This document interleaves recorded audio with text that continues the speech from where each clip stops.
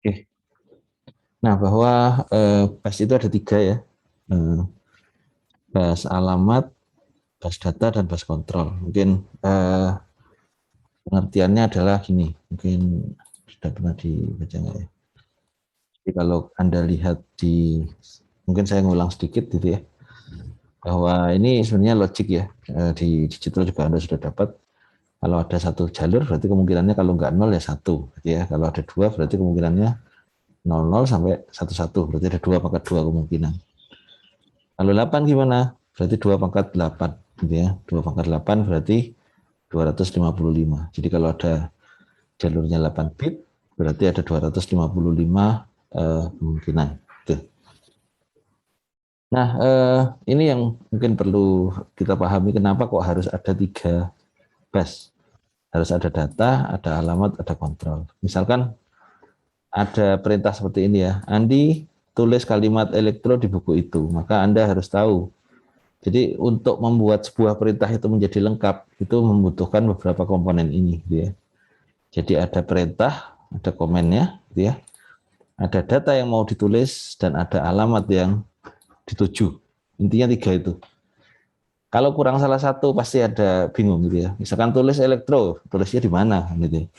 Atau tulis di buku itu, apa yang ditulis dan seterusnya. Atau elektro buku itu, terus diapain elektro buku ini? Apakah dibaca atau ditulis? Nah, kalau menulis maka dia butuh 3 komponen ya. Jadi ada print control, ada datanya, ada alamat. Kalau baca gimana? Kalau baca berarti ada 2. Jadi misalkan saya memerintahkan seseorang, misalkan Mas Hanif tolong baca misalkan PowerPoint itu, berarti sudah tahu bahwa alamatnya di PowerPoint itu, perintahnya suruh baca, dan terus selanjutnya datanya dari mana? Datanya tentu saja dari yang dipanggil kan gitu ya. Oke, saya rasa di situ. Jadi proses menulisnya seperti ini ya. Jadi kalau misalkan ada menulis berarti butuh 3 komponen, tapi kalau misalkan membaca, 2 ini dari prosesor, 1 itu dari data. Jadi kalau misalkan Anda lihat CPU komputer, ada prosesor, ada perangkat yang lain, maka semua dirijennya adalah si prosesor. Begitu prosesornya mati ya sudah. Tapi prosesor inilah yang nanti memerintahkan setiap komponen untuk bekerja sesuai dengan perintah dia. Nah, ini yang menjadi penting, bus data itu 2 arah, berarti bisa dari prosesor ke peripheral atau peripheral ke prosesor. Kalau bus alamat 1 arah, karena yang menunjuk alamat itu selalu dari prosesor. Kalau bus kontrol gimana? Kontrol ini berarti perintah gitu ya, sama, berarti kontrol dan alamat ini selalu dari prosesor. Oke. Nah, saya rasa Anda sudah mencoba menjelaskan kemarin. Harapannya Anda sudah paham 3 bus itu. Oke. Nah, sekarang kita bahas fokus satu persatu. Yang pertama terkait dengan bus alamat. Kenapa bus alamat ini menjadi penting? Karena bus alamat ini yang menentukan Anda mau komunikasi dengan perangkat yang mana. Anda nancepin USB 3, kan nggak pernah keliru ya. Kenapa kok misalkan saya mau nulis flash disk, dia nggak pernah keliru ke keyboard yang sama USB-nya. Karena masing-masing punya alamat. Dan alamat di dalam sebuah komputer itu harus berbeda-beda. Satu perangkat itu hanya boleh minimum 1 alamat dan tidak boleh tumpang tindih dengan yang lain. Intinya situ. Nah, sekarang kita bicara masalah memori gitu ya. Contohnya memori ini ya. Kalau kita bicara tentang memori, oke, saya lepas.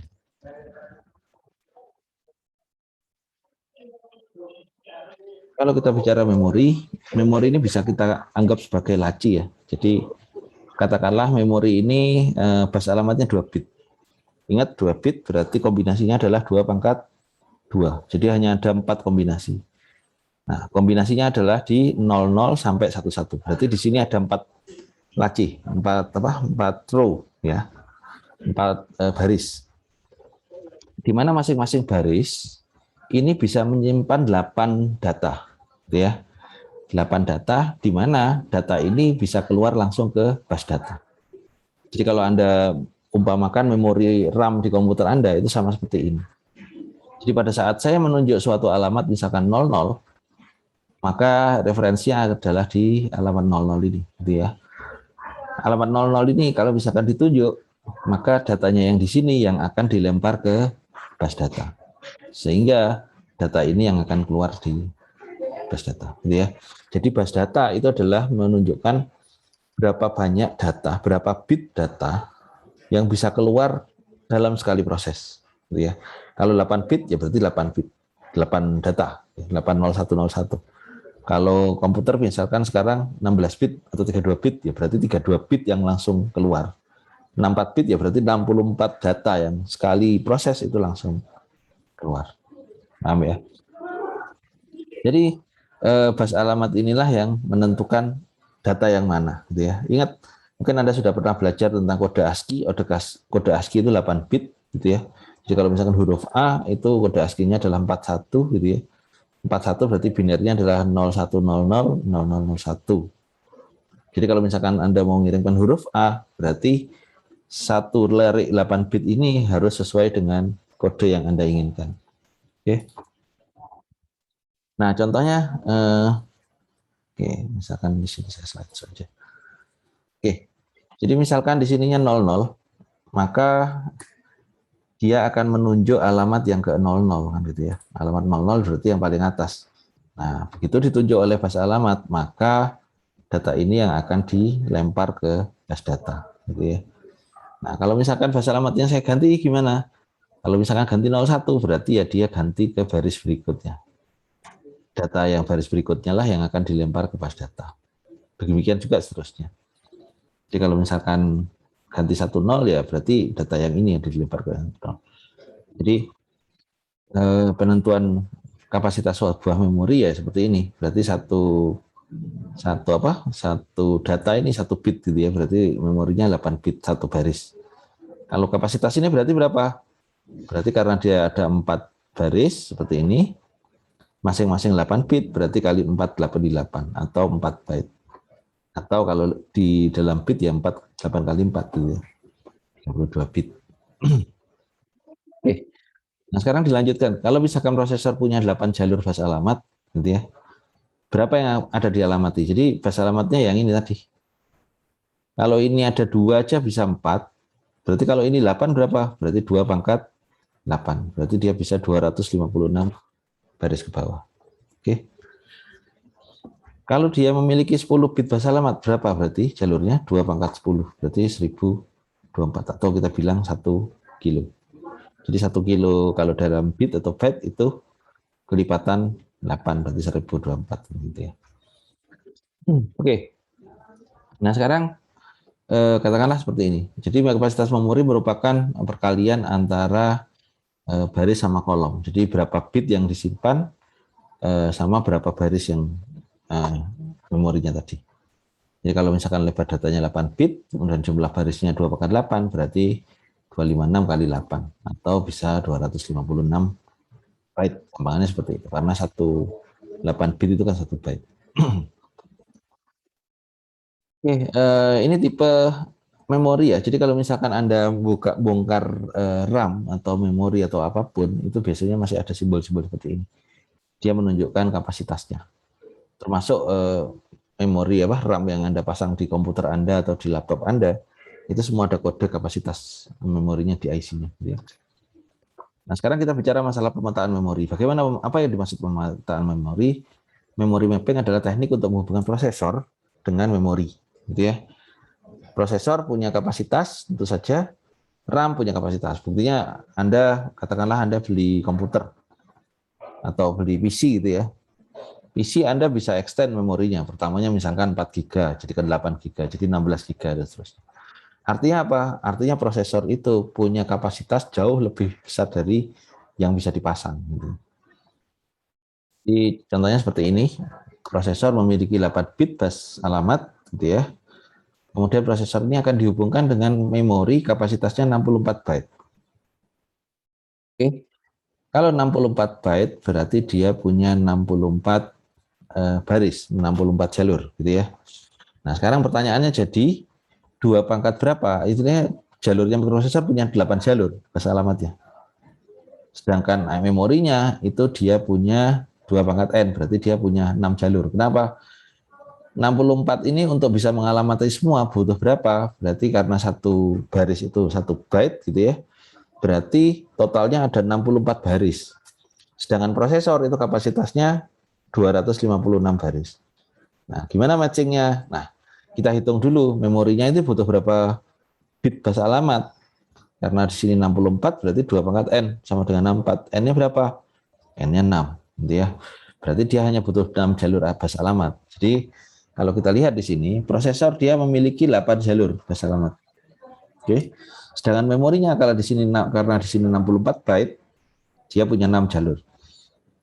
Nah, gimana cara menghubungkannya? Nah, menghubungkannya adalah alamat rendah itu pasti A0, itu kita hubungkan langsung dengan alamat rendahnya memori. Gitu ya. Sehingga kalau misalkan dia mengakses alamat katakanlah 0 semua, berarti sama seperti di sini mengakses alamat rendahnya inilah gitu ya. Alamat rendah tertingginya ini berapa? 111111. Jadi 16 kali ya.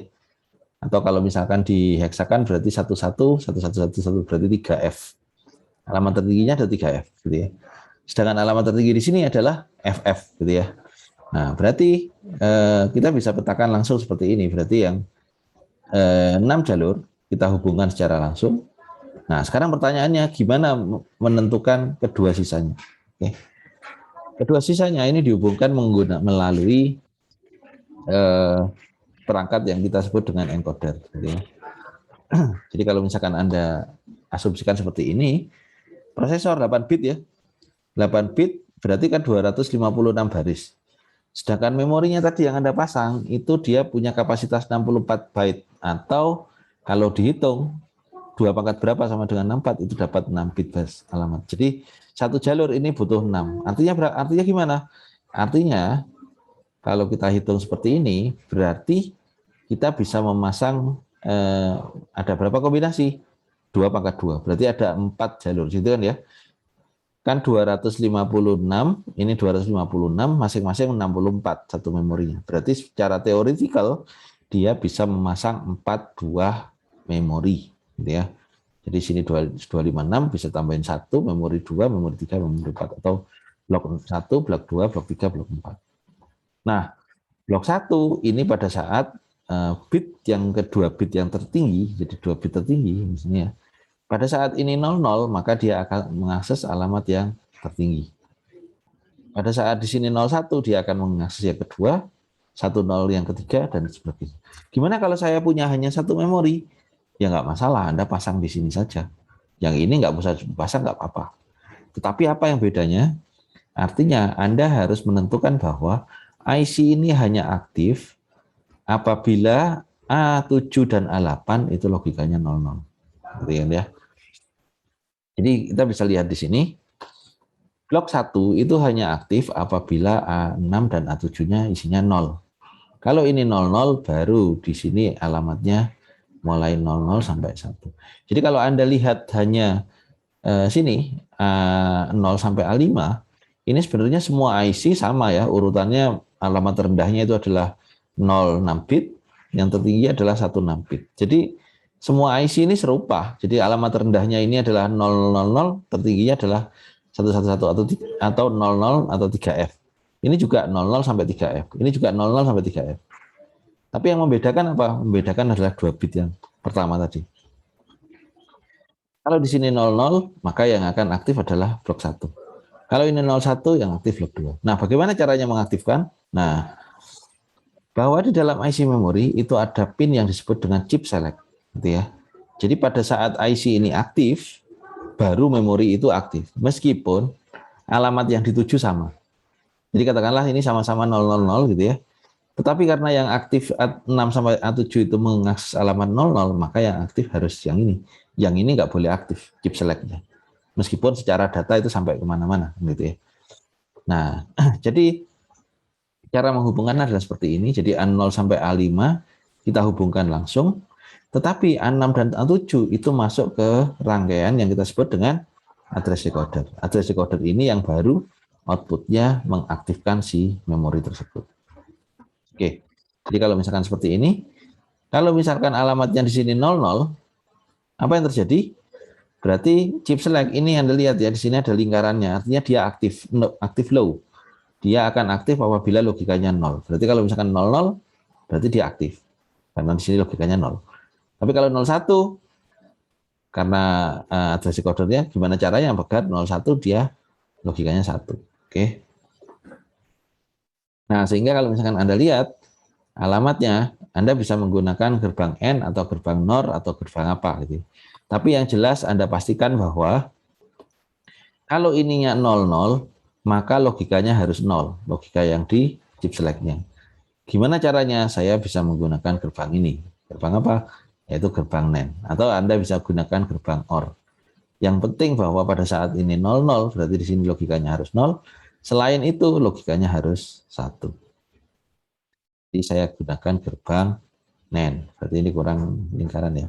Anda bisa gunakan OR atau gunakan NAND. Gitu ya. Nah, sehingga dengan rangkaian ini Anda bisa dapatkan bahwa kalau misalkan rangkaiannya seperti ini rangkaian address decodernya, pada saat A6 dan A7 logikanya 00, maka CS-nya logikanya 0. Anda bisa, saya rasa Anda sudah belajar rangkaian digital, Anda sudah pasti bisa menganalisis ini.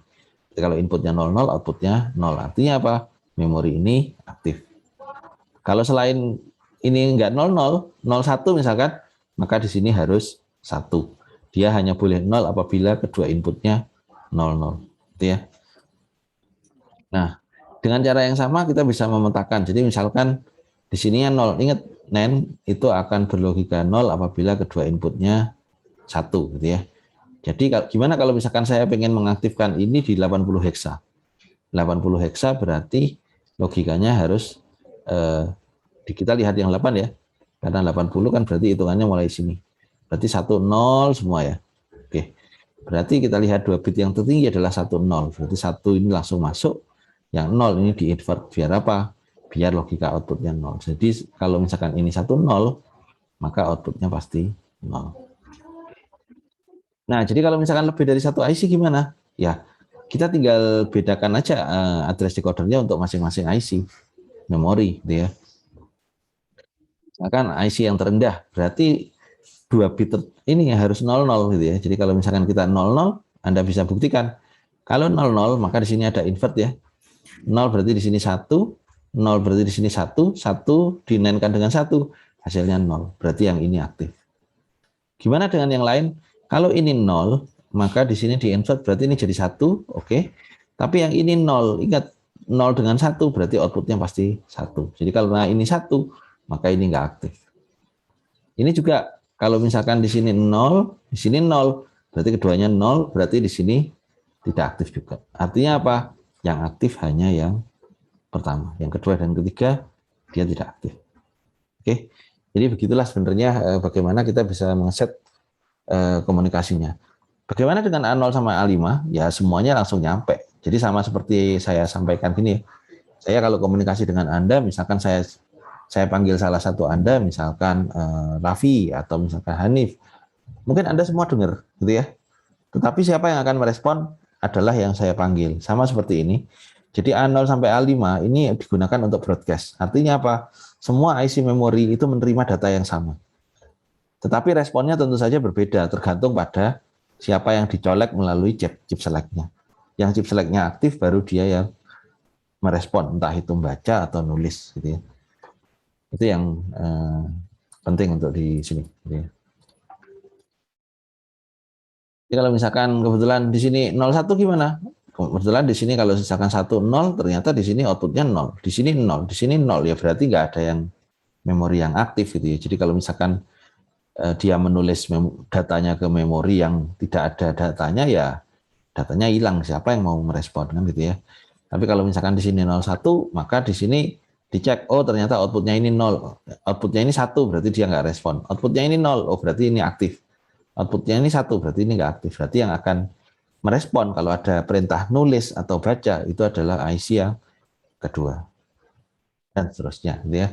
Jadi kalau yang ketiga misalkan 1-1 berarti yang aktif yang ini, yang dua IC yang lain dia akan off. Oke. Oke, nanti mungkin coba Anda buat rangkaian ini ya. Jadi katakanlah sama seperti tadi, kalau yang tadi prosesornya 8 bit, memorinya 64 bit gitu. Kalau yang sekarang ini berarti prosesornya 16 bit, berarti ada 16 pin gitu ya. Memorinya ini 8K, 8 kilobyte gitu ya. Berarti ada 8. Berapa Anda cari ya? 2 pangkat berapa sama dengan 8K gitu ya. Jadi nanti Anda akan tahu, oh sekian jalur. Jadi kalau misalkan contohnya seperti ini, 8 kilo. 8 kilo itu berapa? 8 kilo berarti 2 pangkat berapa? 2 pangkat 13 ternyata. Nah, berarti jalurnya yang dibutuhkan oleh memori tok. Memori sendiri itu 13 jalur. Sedangkan memori prosesornya itu 16 bit. Berarti Anda bisa dari sini Anda bisa ketahui berapa memori yang tidak terpakai. Berarti dari 16 dikurangi 13. Berarti ada 3 jalur yang tidak terpakai. 3 jalur inilah yang digunakan untuk memilih IC. Kalau misalkan nantinya memori IC memorinya lebih dari 1. Tapi kalau memorinya 1 ya udah pakai di kita decoder menjadi 0 semua gitu ya. Oke. Nah, jadi kita hitung alamatnya maksimumnya ada 16, jadi prosesornya ada 16 bit, memorinya ada 13 bit, berarti ada sisa 3. Sehingga kita punya 3 pin yang untuk digunakan untuk memilih memori. Makanya kenapa kok Anda lihat kalau komputer itu kepingannya bisa banyak gitu ya. Misalkan saya kasih 1 keping, kemudian saya kasih 2 keping, saya kasih 3 keping dan seterusnya, itu masih bisa menghandle. Karena apa? Masing-masing slot ini memiliki mekanisme decoder yang berbeda gitu ya. Nah, jadi kalau misalkan kita punya 8 kilo gitu ya. Jadi di sini Anda bisa lihat dari A0 sampai A15 ya, 16 bit ya. Dia punya alamat berarti mulai 0000 heksa sampai masing-masing sampai maksimumnya adalah 1 FF. Karena apa? A0 sampai A12 ini punyanya memori, A13 sampai A15 ini punyanya trace decoder. Sehingga Anda bisa gambarkan rangkaiannya. Misalkan tadi case-nya adalah di berapa? Dipetakan di alamat 4000. 4000 itu berarti gimana? Ingat bit yang terakhir berarti kalau 4 itu adalah 01 gitu ya. 0100. Berarti 3 bit yang tertinggi adalah 010. Jadi Anda bisa cari, oh ini berarti datanya seperti ini. Berarti 010 karena 0100 kan harusnya 4 ya. Oke. Jadi seperti itu. Sehingga ini adalah rangkaian kalau misalkan kita set menjadi 4000 heksa. Oke, mungkin itu yang terkait dengan memory mapping ya. Tugas berikutnya ini silakan dikerjakan. Jadi gambarannya bagaimana kalau misalkan Anda punya prosesor gitu ya. Prosesornya 16 bit, kemudian memorinya itu 4 kilobyte. Kalau tadi 8 itu berarti berapa? Kalau 8 kilobyte itu 13 jalur, berarti kalau 4 kilobyte berarti 2 pangkat berapa sama dengan 4 kilo? Dapatnya 12 gitu ya. Sehingga Anda memiliki 4 jalur yang bisa digunakan untuk memilih memori. Dan permintaannya adalah diletakkan di alamat 0000, yang kedua alamat 0200, yang ketiga alamat E000.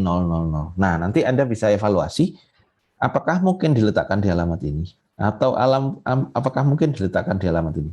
Ingat, alamat yang dipetakan itu adalah alamat pertama dari sebuah memori.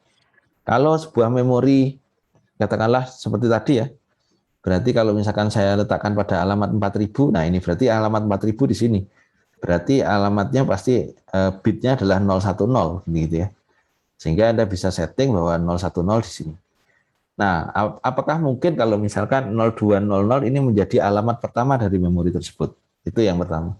Dan yang ketiga, apakah mungkin E000 itu jadi alamat pertama di memori tersebut kalau kapasitasnya 4 kilo. Oke. Nah, yang kedua ini, soal yang kedua adalah Anda diminta untuk membuat rangkaian mikroprosesor dan memori. Oke.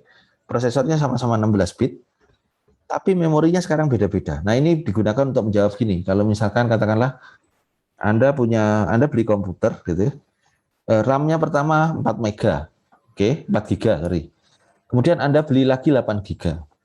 Terus Anda beli lagi 16 giga. Kira-kira bagusnya itu masang yang kecil dulu, 4 giga, 8 giga, 16 giga, atau dibalik, yang besar dulu, 18 giga, 16 giga, 8 giga, 4 giga. Nanti setelah Anda menyelesaikan latihan 2, harusnya Anda paham bahwa oh sebenarnya harusnya itu saya pasang seperti apa. Prinsipnya seperti itu. Oke, adik-adik ada pertanyaan sampai di sini? Terkait dengan memory mapping tadi, jadi ada pertanyaan yang terkait di sini. Kalau ada yang nggak jelas, silakan ditanyakan.